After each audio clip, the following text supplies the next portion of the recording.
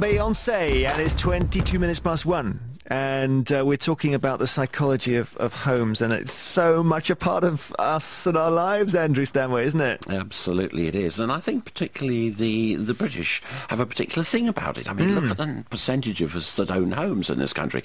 We're not the highest in the whole of Europe, but at 72%, it is in the very highest area. And when you look in Germany, for example, 70% of people rent, and they have a very different viewpoint, and their homes just seem differently, that's all. I've heard a couple of stories through friends and so on of people who, because in the boom it was very, very easy to sell. So you almost thought, okay, the house is sold before you've even seen an estate agent. We need to find a place we want to buy. And then just on the cusp of it, they buy a place and they think we'll sell ours, and then they suddenly can't. And they end up in this bridging loan to homes situation. That's dangerous, isn't it? Well, I don't know about dangerous. It's a nightmare. And absolutely you can't go anywhere near that today. I mean, bridging loans and so on are a killer today. Nobody should put themselves in that situation today. But then it was understandable. It was understandable then, absolutely. Yeah. Though part, I'm afraid, of the greed. I mean, I'm a little concerned about constantly banging the bankers, you know, but it takes two to tango. And all the lenders and the bankers were showering us with money, and they shouldn't have done it. They should have had better overviews and so on. I'm not defending them. But in fact, we were all out there being greedy, borrowing more and more, revving the whole system up, ratcheting the prices up so that it was more and more difficult, not only for other people at the time, but for our kids' generation to buy something. And we were happy to see our prices going through the roof, not worrying too much about the following generation, who might not be able to get on the ladder at all because we've been so greedy. And people thinking about mortgages as a loan they just had to service instead of a loan they had to pay off. Absolutely, and that's a big fallacy and a dangerous one, which has come home to roost now for so many people. So people, I guess, at the end of their mortgage term will have the capital still there, and it won't be in the house. What do they do? Absolutely. I don't know the answer to that. No, I don't know the answer is. That's in 20 years, maybe. Yes. Elaine in Preston says, I bought my house to live in, not as an investment. I don't care what it's worth. Aha! Now. They are. That's a good point. I'm saying absolutely right. It doesn't too much matter what it's worth. In a sense, if you're not going to move, the value or price of your house, let's put it that way, doesn't too much matter.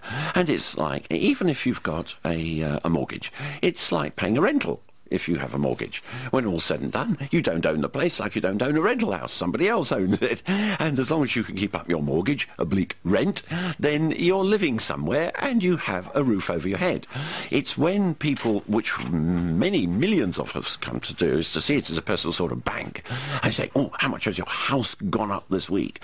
And what worried me is when I started hearing friends and professional people, etc., talking about their properties. Now, as soon as someone starts referring to their family home as their property, you know they're in trouble.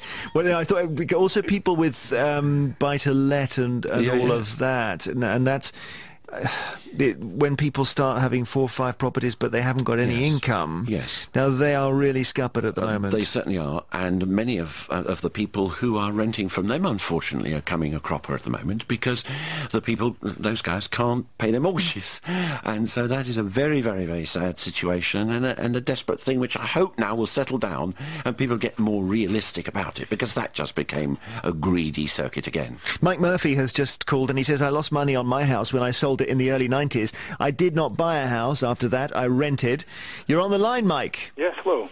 So you've been renting since the early 90s? Yeah, that's correct, yeah. That was the last crash, although it seems not to be as bad as this one. Yeah. And you've rented the whole time? Yeah, most of the time, yeah. And so you've been through the whole phase in the 90s and the 2000s of people saying they're making, you know, £60,000 a month on their house and all that? Oh, yes, I'm sick and tired of hearing it. And it must have made you think you were missing out? I suppose, yeah, it did, but at the same time, I just kept thinking to myself, well, this is not sustainable. At some time, the bubble's got to burst, because it can't just keep going up and up.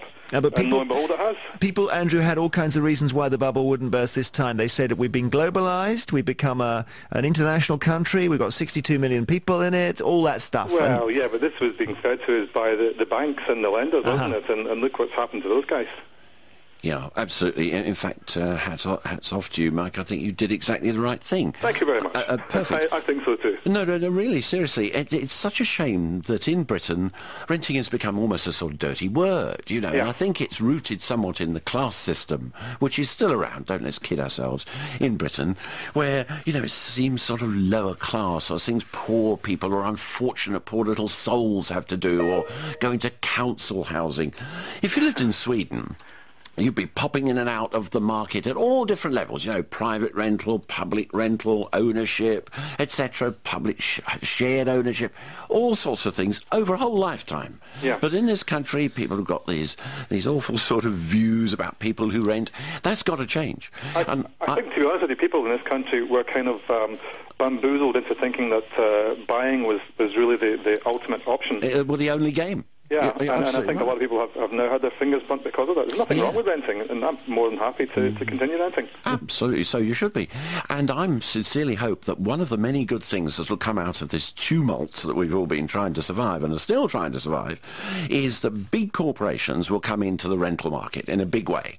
You know, the big insurance companies, whatever, will start building high-quality houses for rent. Only for rent. So there's really good stuff out there to rent, and people won't feel ashamed or shabby or second-rate in any way. They will spend their money on renting instead of buying. Thank you, Mike, for your call. Rob Hemwood says the falls are good news for me. I've been saving for years to buy a house without a mortgage. I call myself prudent. Falling prices are my reward. A reminder that some people are rejoicing here. Chris says, I've got sympathy for those who bought a home and find they're having difficulties, but no sympathy for the vast majority who bought a property with the view of making a killing. There are risks with any investment. However, people thought house prices would keep on rising. Their only driver was greed. They should live with the consequences now. Susan is in Gloucester and says we've got a 4-bedroom detached house with 1/3 of an acre in Newark, Nottinghamshire. Just on the market, 230. Estate agents think we might have to accept 200, 220. House valued 285 2 years ago. Due to my job, I'm relocating to Gloucestershire, where the house prices are a lot higher. So we're not only going to have to downsize, we're also going to have to downgrade. We can't afford to rent and keep our existing house because my husband has just been made redundant. That's the story of misery. It's people who have to change and sell now. Yes, bad way. They're the real losers, the people who have to go, because it's easy to say don't sell if you don't have to, but some people do have to, and if it's a choice of not having a job, then you just have to sell and go and take a hit on it, and that is sad. And you know, you just really need to pull together as a couple and as a family and friends to get the very best out of the situation you can. That's all one could do at the moment. Astonishingly small number of transactions going on and actual homes being bought and sold. Do you feel sorry for estate agents? Well, in a way, yes. I know it seems a strange thing to say, because they're not the ogres that people make them out to be. Of course they're not. Most of them are thoroughly decent guys trying to make a living, doing something productive and financially rewarding.